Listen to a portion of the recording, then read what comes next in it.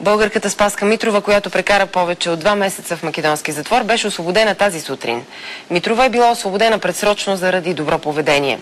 На 30 юли Спаска Митрова беше отведена насилствено от дома си от македонския град Гевгелия, за да излежи 3-месечна присъда в затвора в Скопие.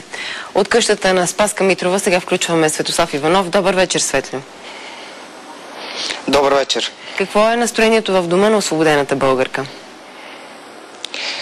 Въпреки че тук всичко изглежда спокойно, наистина емоцията е голяма за това семейство, защото в интерес на истината в последните седмици, особено майката на Спаска Митрова, беше позагубила надежда, че дъщеря й може да бъде освободена предсрочно, и затова тази сутрин, когато тази новина е била съобщена от българското посолство в Скопие на семейството, това, меко казано, е бил много емоционален момент, но да разговаряме с Спаска Митрова. Спаска Митрова, добър вечер. Добър вечер. Как си? Добре, Цяло лято говорихме за теб по новините. Сега за първи път можем да те видим. Как се чувстваш?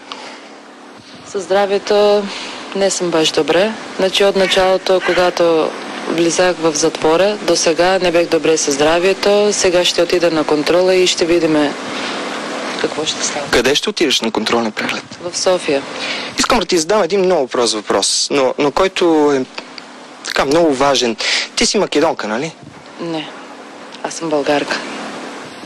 Защото, ще ти кажа, първият път като дойдохме тук в Гевгелия, твоят град, хората тук в Гевгелия ни казаха, че ти си македонка и си взела български паспорт, защото България станала член на Европейския съюз. Не е вярно. За това. Защо не е вярно? Не е вярно, защото потеклото, което ми е българско. Е българско? Не е македонско. Ти изтъкваш тези неща. Затова те питам, как се държаха с теб в затвора през тези 2 месеца? С мен правата, които ми следваха от службата, значи не ми бяха спроведени. Лекарска помощ, лекарска нужда не ми беше дозволена. Имах достатъчна помощ от затворниците от затвора, от женския затвор. Затворниците ти помагаха, но не администрацията на затвора, така ли? Да. Аз си мислих, че питайки те как се държаха с теб в затвора, ти ще си имала проблеми точно с затворниците и това ще ни разкажеш. Но се оказва обратно. Не, с затворниците съм нямала никакви проблеми. Имах с службата, с една командирка от службата. Какъв беше проблема? Проблема, тя и сметаше това, че съм българка. Че си българка? Какво ти казваш? Тя ми казваше аз да взема пушки и да се убия, защото съм българка. И защото се произнеса явно. И се декларира като българка. Като българка. Майка ти Сузана ни прави някакви знаци. Сузана, ела. Ела на масата, заповядай, не се притеснявай. Не се притеснявай. Кажи, приятно ми. Приятно. Запознахме се за първи път преди 3 месеца. Кажи, какъв знак направи? Страхуваш ли? Исках, не се страхува, исках само да подсетам да кажа на почетък, когато беше в затвор, от социални центъри беше пущена жена, да малтретира.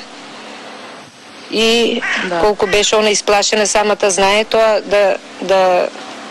да биде кажено в явността, защото им ще и пущен обясни по-добро. Ти беше там, като знаеш как. Благодаря ти.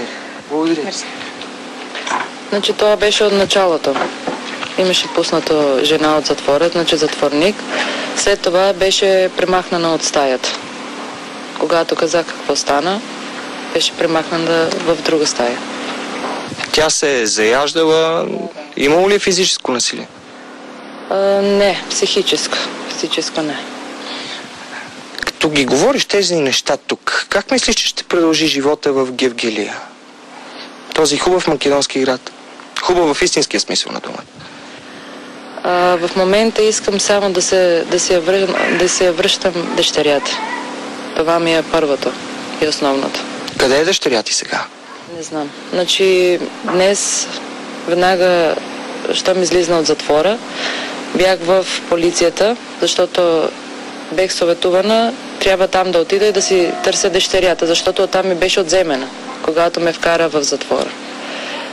Бях с присъда И когато стигнах там в полицейската станица, полицаят ми беше доста агресивен спрямо мен и казваше: да, добро те знам кой си, защо си тук, няма какво да търсиш тук, няма никакво дете, оди си в социалния център, оди си в съда, нас не ни интересува нищо.